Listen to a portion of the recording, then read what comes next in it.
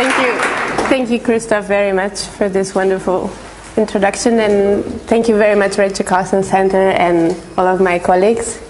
I hope this is on. Okay, so this pompous title is the title of my research project, and it was so pompous to get the funding, but what I would like to talk to you about land commons in Romania, forest and pasture. Land commons. And I will give you first like a story of a village, and then I will provide you the big picture of commons in the country. So land commons are forests and pasture lands that are owned by certain groups of people, and either these groups are either villages or groups of descendants of old settlers, or in different ways in different parts of the country. I will talk to you about a village that is located right here. So in the Carpathian Mountains, it's a rather poor village.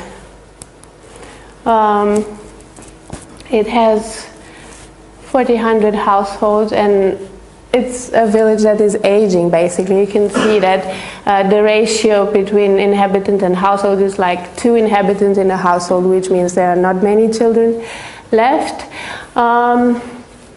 People don't earn a lot of money, and they live mostly on the land. This is a family of shepherds. This is like how their backyards look like. That's an old house.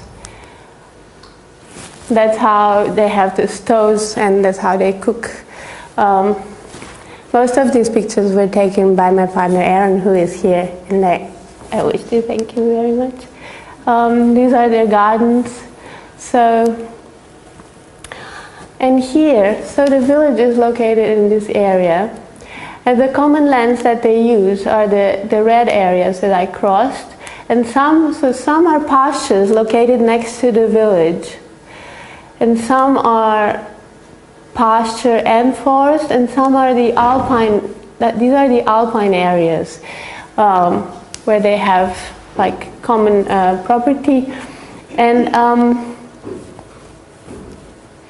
So what is going on? I will try to explain to you what is going on in each of these areas and how people actually use the land. These commons they existed. People used the land in common for a long time. They were formalized, like legally recognized in the beginning of the 20th century, which is a very late time for commons in Europe. By that time, they were already dismantled all over Europe, mostly. And then they continued to exist up until 1950, when the communist regime nationalized all the forests. So everything became state land. And then with the property restitution after the fall of socialism, the people gained back these lands only in year 2000.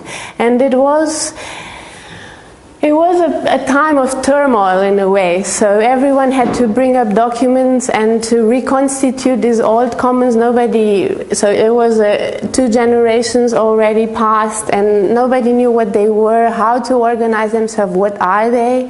And this confusion still persists up to this day, unfortunately, so 16 years afterwards. So this is the first area.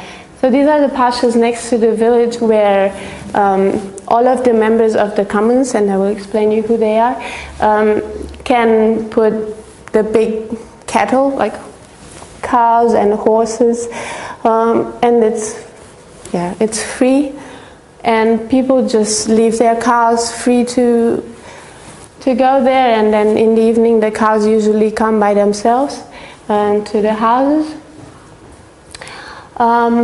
The other area, the middle area, is a mix between forests and pastures, and it's hardwood. It's mostly beech wood, and they use this one for heating. For cooking. The communities are dependent on firewood in this area, so there's no other way. People are not allowed to go by themselves in the forest and bring wood with their carts and horses, because forests are guarded by the forest administration, and everything is done according to scientific forestry, the German concept. So it's only like the forest specialist goes in and he marks the trees that need to be felled so that they can regenerate by themselves. It's a whole technique. And then the commons has to make a contract with a specialized logging company, and only they can go and cut down the trees, and then they bring it to the village, and the people have access to it from the village. And they pay something, because this logging company has to be paid for the service, but they pay half the price, so they have an advantage, because actually they do own this forest. So this is what's going on with this kind of forest. And then in these areas there are also pastures. The lower pastures, they are low quality grass, or, well, not so low, but lower quality than the alpine grass. And in this village there are 3 herds on this land. This is one of them. We arrived here when they were giving some medicine to the sheep. And it's full of, people are not very happy about this, because it's full of bracken and all sorts of, it's not cleaned. They say the pasture is not clean, so people appreciate a clean pasture where, okay. They were trying to get the sheep in a certain place so they can catch them and administer the medicine. And this was a funny moment. And then there is the alpine area that is further away from the village, and it's actually very difficult to access it, and you need a car to go there. And here they do commercial logging. So again, they contract with other logging companies, and the company comes and cuts down the wood, and they pay a certain amount to the commons. And this village, for example, they are like 1,000 hectares is the whole commons area, and they get maybe 100,000 euros for as a revenue from the forest. They are accused of doing all sorts of things, like the commons has a deal with the logging company, and apparently the logging company pays a lower price than the market price just because they bribed the committee. And all of these things are present all over Romania. There's big talk about illegal logging and all of these things going on. I don't know. I'm not really. I didn't go to check if this was legal or illegal, but I do believe that when more than 3-4 people in the village tell you that something is going on, then maybe something is going on.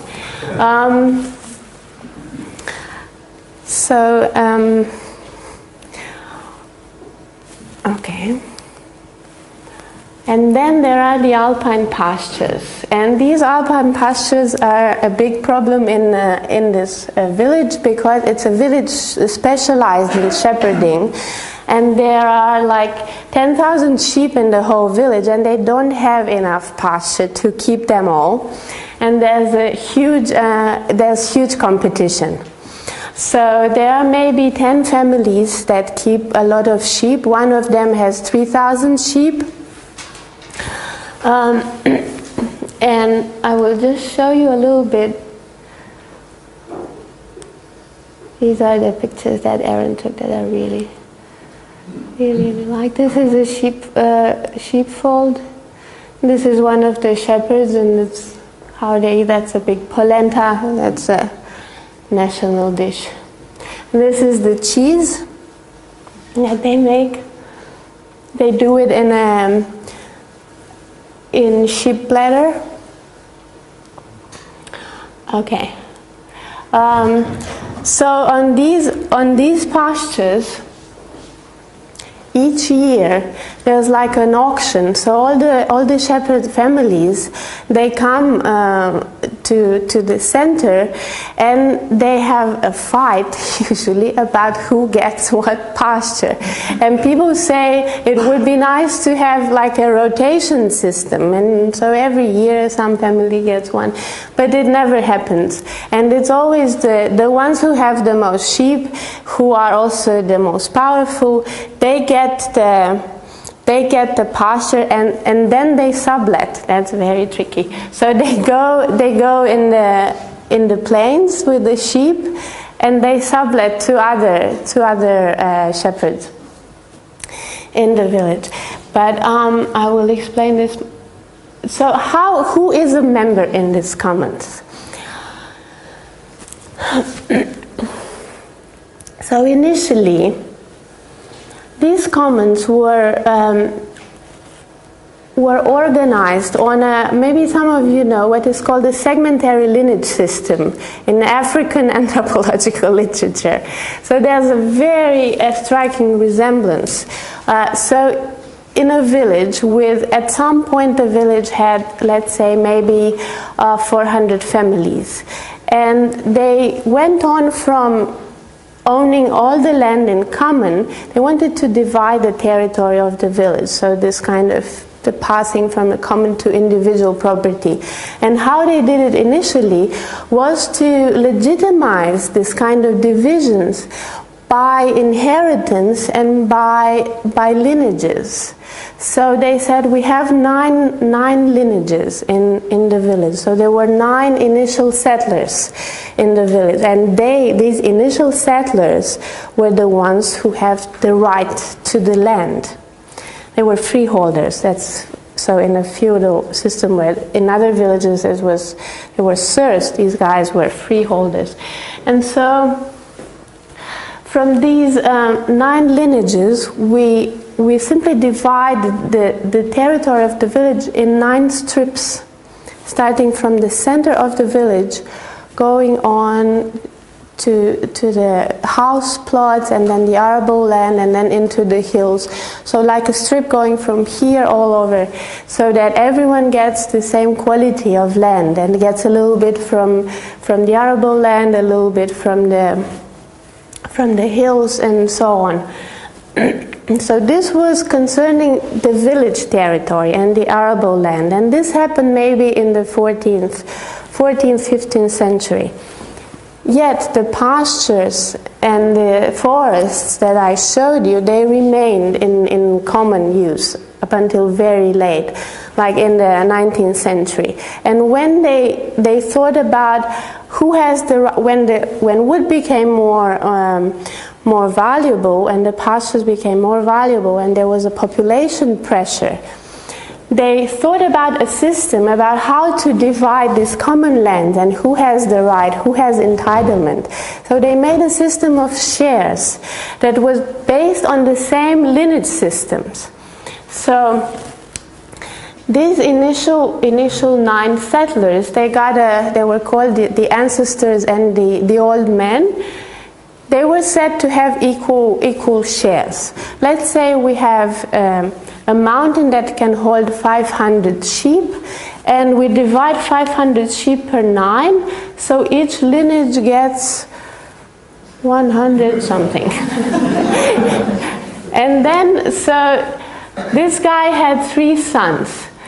So 100 sheep was divided in 3. Each of them got 33 sheep. This one had 2 sons, so his share of 33 got divided, and so on and so forth. The women theoretically also had right of inheritance, but practically not that much. And then So it got to very tiny subdivisions. In many cases, they divided the sheep in 4 nails, toenails. And it's a funny way, but it makes sense. It makes a lot of sense for them. And this happens in many villages in this part of the country, but in other parts of the country, there were other systems. There's a richness of systems of how to divide. You will have to tell me when 15 minutes are past. Because I can explain many things. Okay, so now they name these males and sheep and rights, and so every person has a share quantified as a number of rights. I have 7 rights, for example. This means I have 7 shares, and according to this, I get a portion of wood and at a certain price, and I get cash dividends from what the commons makes as money from the commercial logging and also from subsidies to the pastures, which are very important. Normally, these subsidies would go to the shepherds, so to the person who uses the land, but because it's a problematic situation in this village, the commons takes the money and the shepherds get the free pasturing rights. So who makes the decisions and what is going on with these commons? How all of these things are, how is it run? So there is a management, There is a management committee. So it's 5 persons. This guy is part of the management committee, and he's also the forester of the commons. This guy he's the brain. He had all the tables, all the old documents on the basis of which the commons was restituted, and he has this big book that you can see here. It's all his handwriting with the tables of who is a member and who gets what and all the old regulations and all of this. And everyone also blames him for a lot of misunderstandings, and they believe that, for example, many people didn't show up when all of the shares were distributed, and they believe that he made a movement so that his family gets more shares. All of these accusations are all over Romania, as you have seen also in the protests. And then there is a general assembly. I don't have pictures from a general assembly. I don't know if they would allow me. I will try this year to go. But usually in these general assemblies, everyone has to vote for all of the decisions. So the General Assembly has to approve who goes on the pasture, for example, and what kind of logging is done, and all of these things, and the budget, how the money is spent. And in theory, everyone has the right to be informed.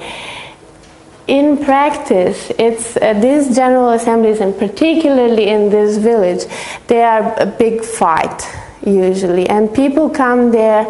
Sometimes some of them are drunk, and some of them are, for example, the president of the commons has a group of people, and they are told to make a huge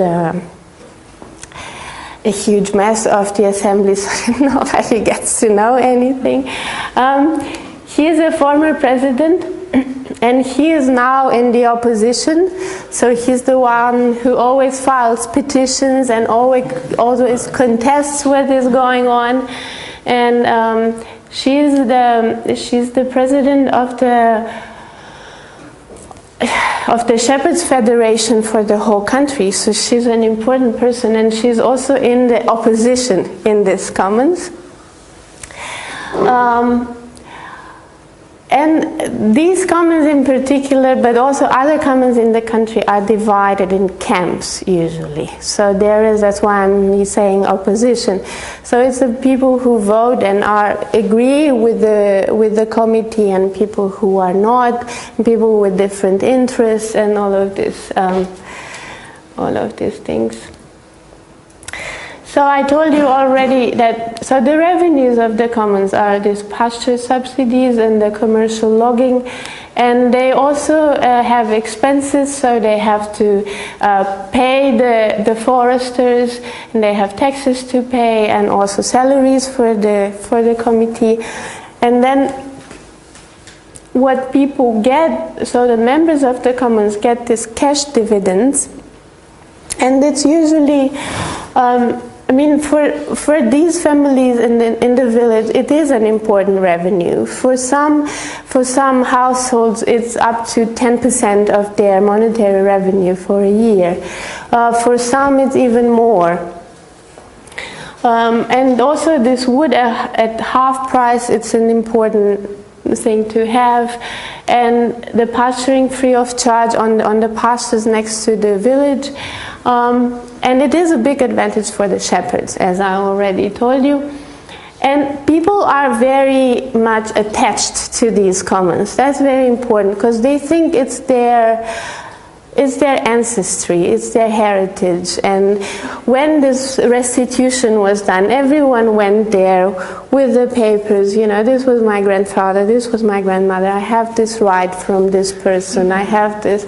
So for them it was emotionally very, very important, and they take a lot of pride in these lands, and they say this is our land, you know. The other lands are divided. There is also like individual property, and there is also state property in the area.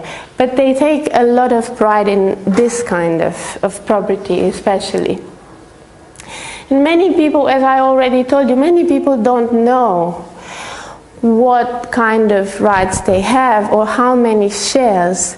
And this is a picture that I really like. So this man was looking for a little writing about how many shares he has in the commons. He didn't know to tell me. I asked him, how many shares do you have? Is it an important amount or not? And he said, I don't know, I can't tell you, you know. It's only when I go to the committee and they tell me how much I have. But I have something written somewhere. I'll take it out for you. And so he showed us he was very unhappy because he was adopted in a family, and they didn't, the committee didn't recognize immediately that these were his family from which he inherited the rights. So, okay, so this is about Titești, about the village. And so the big picture of these commons in Romania, many practitioners, many forestry people or lawmakers or policymakers in Romania, they don't know about these commons. So they are very different, very complicated systems, and it's not acknowledged. So many treat them as any other association, and this is the law that governs them. So they don't have a special status as in other parts of the world. And all of the official statistics are missing. I had so what I did was, like, in the past 10 years, I have studied different commons in different parts of the country, and I had a collection of case studies, but I still didn't know how many were in the country or how much land was in commons.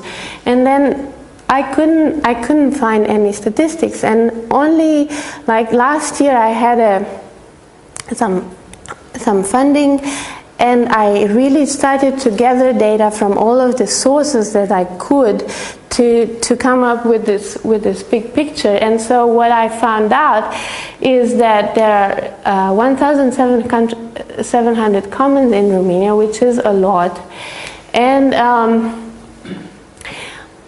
800,000 hectares of forest, which is 14% of the forested area of the country, which is quite high. in a way, in the big picture of the European commons, in any case, and 80,000 hectares of common pasture.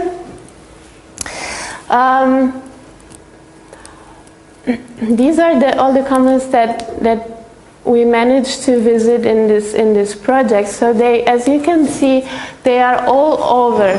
They are all over the Carpathians. We didn't manage to go in this area, but eventually we will. This is the area where I did my PhD. These commons are very special. They are equal shares based on residence. So everyone in the village gets a share. And they have, because it's equal, they are very large in this area. It's like 2,000 hectares the minimum and 13,000 hectares the maximum for one commons.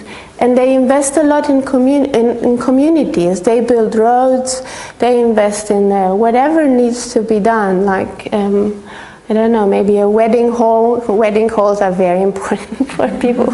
As Christoph told you, weddings are quite something. And so they are important local development entities in a way, which are locally based. They are not from outside. In this area, this is this is Transylvania. So on the inside of the Carpathians, the Austro-Hungarian Empire legalized the commons in the first place. And for example, there were different, some were villages of freeholders, and some were villages of serfs. And the rights of the serfs were, so they had free access on the landlord's lands first, before the 19th century. And after the 19th century, the property reforms of Emperor Franz Joseph, after the abolition of serfdom, gave rights to the ex-serfs, but the way that they did it and how they measured and delineated these commons made it that the properties were very small in the end, and it would cover, so to say, the needs of the first generation of ex-serfs, but then it didn't cover. So they are like maybe 100 hectares for a village of 400 households, which is not enough. And they have specific problems at the moment. They are too small to be managed by the scientific forestry kind of concept that favors large surfaces of forest.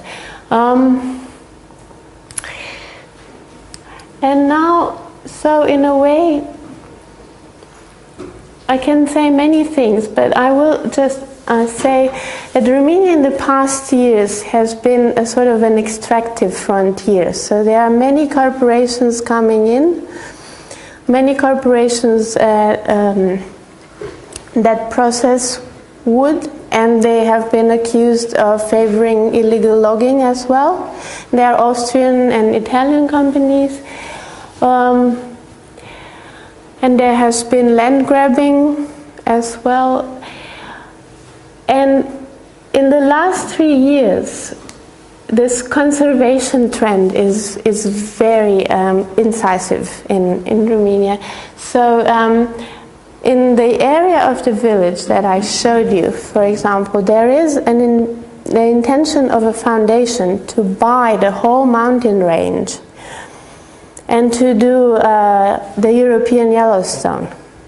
So all the properties of the people there can be bought by someone with intention of conservation, which means no more shepherding, which means no more logging. And they have this discourse that there is illegal logging, and that's why, of course, we want to conserve. But in the middle, so everyone blames the little owners, the communities, while in fact the job of illegal logging is done by the big corporations. And these commons that I showed you are in a way in the middle, and they are criminalized, and they are in danger of being left without their livelihood. Okay, and I don't know, do I still have time? I finished.